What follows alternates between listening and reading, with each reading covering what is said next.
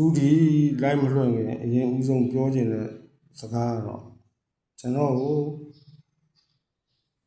သင်ဆရာမြင်းဆရာကြားဆရာတွေထဲမှာကိုပြီးရင်ပြီးသင်ကြားပြီးတဲ့ဆရာပူချံကိုဒီနေရာနဲ့ကာကွာပြပါတယ်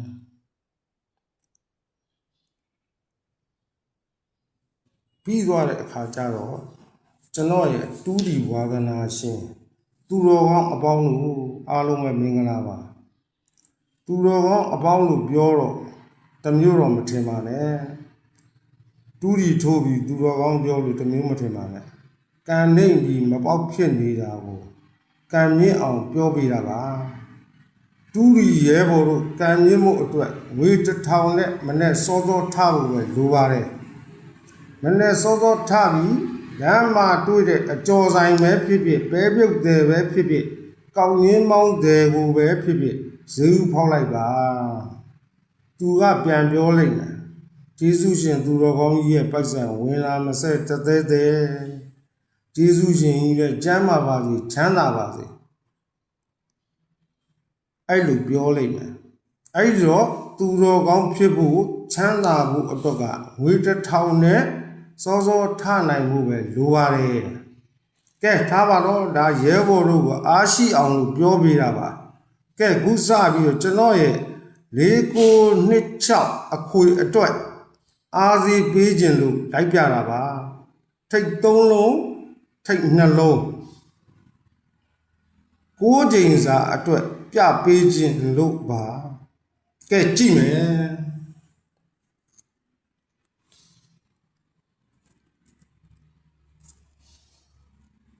တောက်ကြနေညနေမှာ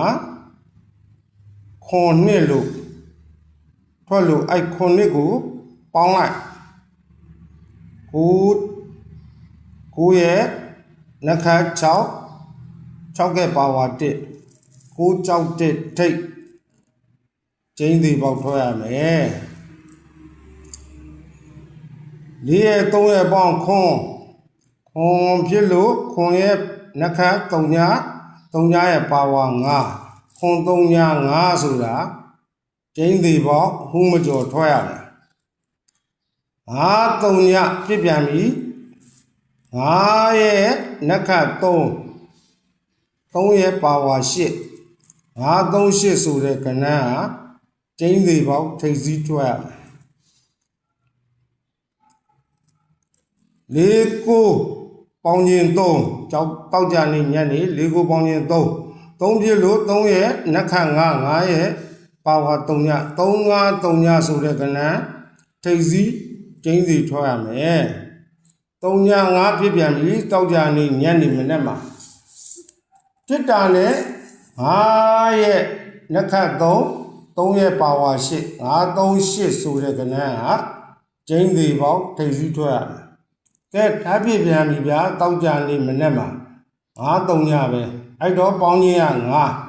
5ပြည့်တဲ့အတွက်5ရဲ့နှခမ်း3ရဲ့3ရဲ့ပါဝါ8 5 3 8ဆိုတဲ့ထိတ်ကကျင်းသေးပေါက်ထွက်ရမယ်ဒါလေးထွက်တဲ့ထားဟော4ရဲ့1က5ဖြစ်ပြန်ပြီဗျာတောက်လျှောက်ကြီးကို5နှခမ်း3ရဲ့ပါဝါ8ဒါပေမဲ့ तू ပျောက်သွားလားမပျောက်ဘူးတောက်လျှောက်ကြီးကြာနေတာတော့ကွာ83ဆိုပြီးတော့တာဝန်ကျေသွားပါတယ်ခင်ဗျာထိတ်နဲ့ကဲ83တစ်ဖြစ်သွားပြီဒီကတော့ပြောင်းသွားပြီ83တစ်ဖြစ်လို့တစ်ကနှခမ်းက8ကပါဝါ3 183မလို့အပြစ်မနေ8ထိတ်ကြာဦးပေးရတယ်66ပေါင်းခြင်း2တောက်ကြနေမလဲမှာဖြစ်ပြန်ပြီဖြစ်တော့2ကနှခမ်း4ရဲ့ပါဝါ9 2 4 9ဆိုတဲ့ကဏ္ဍကဥမကျော်ထွက်ပြန်ပြီကျန်တာတွေလိုက်ချစ်မနေတော့သူတလုံးကြရင်တာဝန်ကျေသွားပြီတလုံးမဲ့တုံးပါမလား1 3ပေါင်းခြင်း1ဖြစ်လို့ကြည်ပြီးပြောနေတာဘယ်တွေရောက်သွားမှန်းတော့မသိ1ဖြစ်လို့ပေါင်းခြင်း1ဖြစ်လို့1ကနှခမ်း8ကပါဝါ3 183ဆိုတဲ့ကဏ္ဍကဒီမှာ ဒီနေ့တော့ကြာသာပတိတောက်ကြအောင်ဗုဒ္ဓဝုကြာသာပတိထွက်ပြေးပါလေဗျာကဲနောက်ထပ်9တုံညာဖြစ်လို့တုံညာရဲ့နက္ခခွန်ရဲ့ပါဝါနှစ်တုံညာခွန်နှစ်ဆိုတဲ့ခဏဟာကဲဥမကျော်ပဲဗျာထွက်သွားပြီကဲတင်9 6ဖြစ်သွားပြီ6ကဲနက္ခ9ရဲ့ပါဝါ4 6 9 4ဆိုတဲ့ကဏ္ဍဥမကျော်53တောက်ကြနေမနေ့ကဖြစ်ပြန်ပြီ8 6ဒီဘွဲကတော့ပိတ်ရက်ကြီးမလို့ပြည့်ရက်တွေများလို့ထွက်တယ်မထွက်မရှိထွက်တယ်ကဲထားပါတော့ကဲ3ရဲ့9ရဲ့ပေါင်းတော့2ကနက္ခ4ရဲ့ပါဝါ9 2 4 9ဆိုတဲ့ကဏ္ဍထွက်ရမယ်တောက်ကြနေဗုဒ္ဓဦးနေ့မလေးတောက်ကြနေပဲရောနေကဲတောက်ကြနေထွက်ပြန်ပြီရှေ့ပေါင်းရင်6ပြည့်လို့6ကဲနက္ခ9ရဲ့ပါဝါ4 6 9 4ကဲတာဝန်ကြည့်တယ်ဗျာကဲပရက်ခံတဲ့ကြာလာပရင်းနေအကဲစမ်းကြည့်တာပေါ့9ရဲ့4ရဲ့ပေါင်းတော့9ရဲ့နက္ခ6ရဲ့ပါဝါ1 961ဆိုတဲ့ခဏပိရက်တွေရှိတာတော့ကတာဝန်ကြည့်သွားတယ်ဗျာသူ့လို့တော့သူလုံနေတာပဲကိုယ်ကိုအလုပ်ကိုလုံးအောင်မှာဟုတ်လားရေးတတ်ဖို့ပဲလိုရနော်268ပြည့်လို့8နက္ခ1ကပါဝါ6 8 6ဥကြော်ရင်တွေ့မယ်68ပြည့်ပြန်ပြီကြာ8ကနက္ခ1ကပါဝါ6ဒီကောင်းလေးဟူးတော့မကြိုးဘူးကွာအဲ့ဒါကြတော့တိတ်မကောင်းကဲ2နဲ့3ညနဲ့ပေါင်းတော့2ကနက္ခ4ရဲ့ပါဝါ9 2 4 9အဲ့လိုလုံစမ်းပါဒီကောင်းတော့တခါတော့ဟူးကြော်သွားတယ်ကိုပြောလို့ကြောက်သွားတယ်လူနဲ့တောက်ကြနေကိုရောက်သွားတယ်ဗျာ2 4အတွဲလိုက်တောင်ပြုတ်ကြပါသေးတယ်သူလည်းကြောက်ရှာကဲ2 4နဲ့ပေါင်းတော့6ပြည့်ပြီဆိုတော့ကဲ6ကနက္ခ9ရဲ့ပါဝါ4 6 9 4ကဲထွက်လိုက်စမ်းမလေးပိတ်ရကြရအောင်ဖျဲထွက်လာကဲ6က9ရဲ့ပေါင်းတော့1ကနက္ခ8ကပါဝါ3 1 8 3မလေးဒီကောင်လေးကြောက်သွားတာကဲတမ်းပြီးတနင်္လာနေ့တော့ဖြုတ်ချတယ်ကဲ9ရဲ့8ကပေါင်းတော့ခွန်3ည5ဟုတ်ပြီလားခွန်ရဲ့နက္ခ3ညရဲ့ပါဝါ5ခွန်3ည5လေးအမဒီကောင်းလေးကြောက်သွားတာနည်းနည်းလေးပဲ6လိုက်ရတယ်ကြောက်သွားကဲခု2 4တဲ့2 4ဆိုတော့6ကဲနက္ခ9ရဲ့ပါဝါ4 6 9 4ကဲခုတော့6 3ညလို့တော့ထွက်သွားပြီ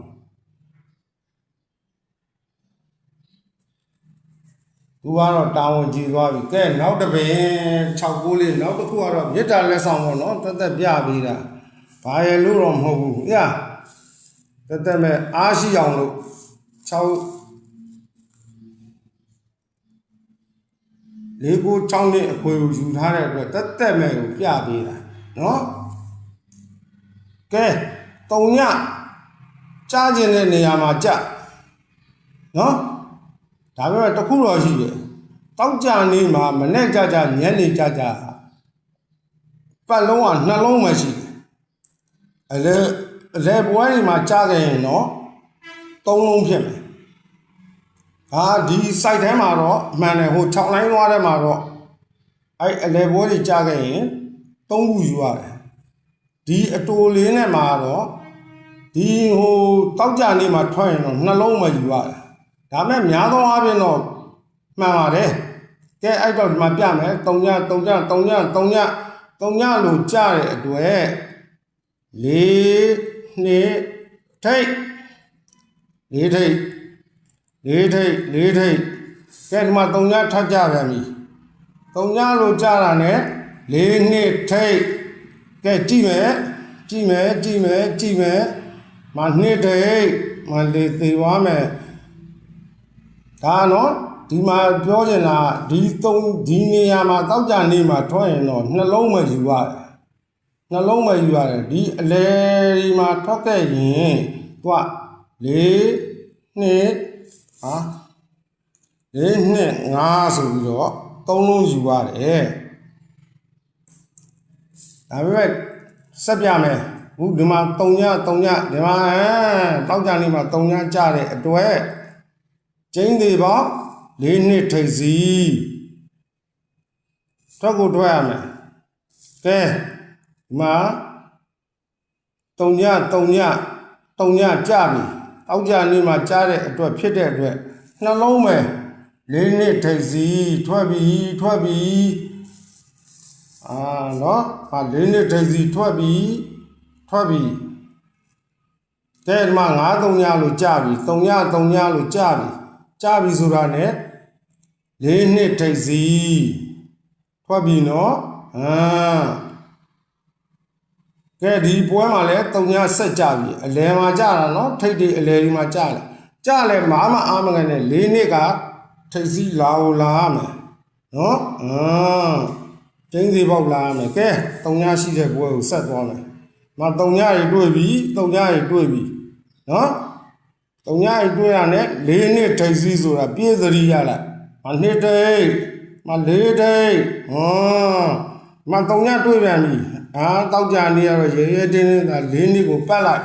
မပတ်နဲ့ထိပ်သာထိုးလိုက်နော်နှစ်ထိပ်လေးထိပ်ကျင်းစီပေါက်ကြပါပြီကဲဒီမှာ3ညတွေထပ်တွေ့ပြန်ပြီဂျားထဲမှာတွေ့ရနော်လေးနှစ်ထိပ်ကိုရေတင်းသာဆွဲလိုက်ပါနော်ကဲဒီပွဲမှာလဲ3ညတွေထပ်ကြပြန်ပြီ3ညတွေကြပြန်ပြီနော်3ညတွေကြပြန်ပြီအဲ့တော့လေးနှစ်ထိပ်ကိုဆွဲပြအောင်ဆွဲလိုက်ပါကဲဒီမှာလေးနော်ကြောက်ကြမယ်တရားကဲဒီမှာလဲ3ညကြပြီနော်ကြတာနဲ့အောက်မှာရဲတင်းသာထိုးလေးနှစ်ထိပ်နော်ဒီမှာလဲ3ညဒီမှာလဲ3ညကြပြီ3ညတွေကြပြီ3ညတွေကြပြီဖြစ်တဲ့အတွက်လေးနှစ်ထိပ်ကဲဒီမှာလဲ3ညဒီမှာလဲ3ညကြပြီကြတဲ့အတွက်အောက်ပွဲမှာလဲလေးနှစ်ထိပ်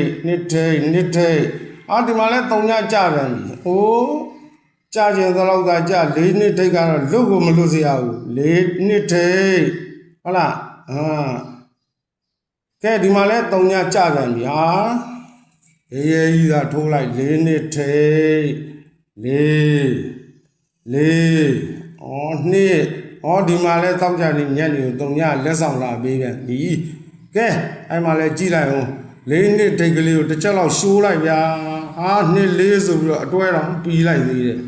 ဟုတ်ပြီနော်ကဲဒီမှာတစ်ခါထပ်ပြီးတော့3ညတွေကြပြန်ပြီ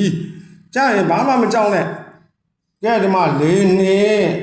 နော်တစ်ခါလဲအပြီးခွေသွားပြီကဲဒီမှာလဲ3ညတွေကြဘာလုံးမှာလဲလေးနှစ်ပေါ့လေးနှစ်ဒီမှာတော့သူခင်ဗျာ3ညမရှိဘူး3ညမရှိတဲ့အတွက်ထားလိုက်တော့ကဲဒီမှာလာပြီ3ညတစ်လုံးနဲ့ဘာလုံးမလဲလေးနှစ်ထိပ်သေးကြတယ်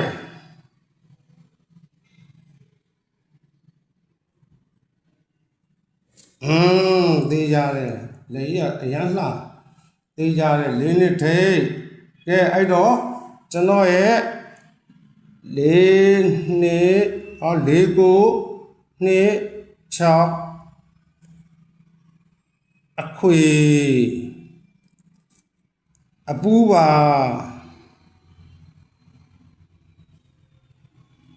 အပူးပါ